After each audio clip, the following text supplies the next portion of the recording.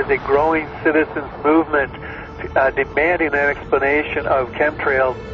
And I talked to my NSA buddies at Fort Carson, Peterson Air Force Base, and Buckley, where I was actually their doctor taking care of the pilots flying and spraying the chemtrails. So I know it's real. If anybody says it's not real, they're full of it.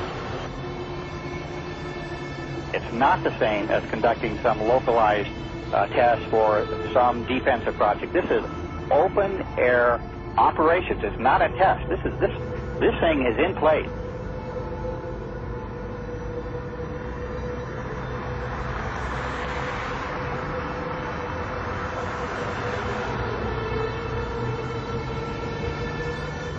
It didn't start till about 1996. Exactly.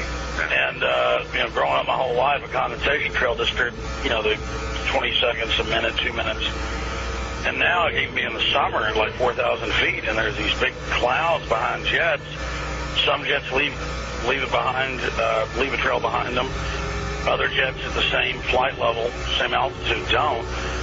And, instead of just getting into are they spraying us or what's changed the jet fuel or what's changed the atmosphere, there are tens of thousands of declassified admissions under different programs where different Pentagon programs, different agencies of the government have tested chemical, biological, and radiological agents on the American people. Talking about this a few years ago was extremely dangerous. Now that we have YouTube and more social networking devices, such as even Rupert's MySpace, this is really getting out in such a way that they can't control it. They must just be really, if you can use the expression, shitting themselves over this, because they can't control people now talking about the elephant in the room, what is so obvious to all of us. There's a feeling from that area that the state doing all of these weather modification programs might not be doing it for the benefit of the citizens of Texas and other states that they may impact as well. Well, many of the planes that we're seeing here in Abilene will actually turn whatever they're spraying on and off right before our eyes. I mean, you'll see a plane up there flying like normal, and then all of a sudden it starts spraying. We've seen them fly off into the distance and then loop around and fly back again. These are not your typical planes with a preordained path destination from city to city. Someone needs to explain to me why do they stop traveling in one particular direction and then loop around and come back again. They perform this behavior so many times that we start seeing the tic-tac-toe grids in the sky. We're witnessing the giant X's. And I mean, Rosalind, when you and I grew up, these contrails naturally dissipated in a few seconds or perhaps a minute max. But these things expand, they grow bigger, and before you know it, the entire sky is overcast. That's correct. And they are there all day. They do loop the loop around our county and our state. We follow them at times with spotters in different areas, watching the planes loop, come back around. And we know from the FAA records that the jets from commercial airlines fly in straight lines. And coming across our county, there aren't many, and they stay mostly in certain patterns. The jets that we see leaving the persistent jet contrails move in directions that normal jets wouldn't fly because it would use too much fuel and put them off schedule.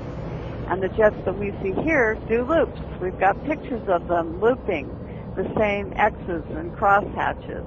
But I believe that some of that, not only are they looking for keeping something in the air almost all the time, but we feel that some of the markings are to mark the start and stop areas for their programs so that they can watch their experiments either from satellite or the ground.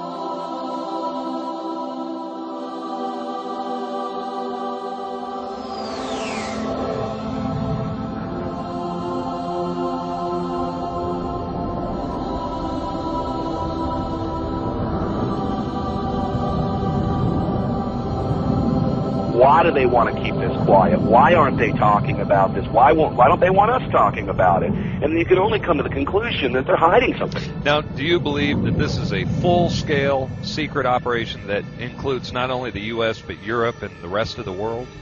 Well, that's apparent because you can see the pictures from all over the world, and I get them constantly. Some areas are worse than others. The excuse for this is, number one, weather modification, number two, to save us from global warming, and number three, to save us from the terrorists. A lot of these programs, of which there are many patterns and which has been designated as wake vortex simulation carried out by NASA Langley Research Center, many of these operations and the patents go on to explain how if there is a biological attack by terrorists at some point, that these exercises and practices will, in a sense, save us with the spider webbery that comes down from the aerosol spraying, potentially gathering the chemical mass spray that could be sprayed on any given population. The problem with that is the terrorists don't have the means to deliver this. They don't have the access to deliver this over the American populace per se. And the only people who have been doing this, that is biological experiments on the American people, is the military themselves, which has been admitted from everything from Operation Shad to the spraying that happened in San Francisco, I believe back in the 60s and the 70s, that literally killed people.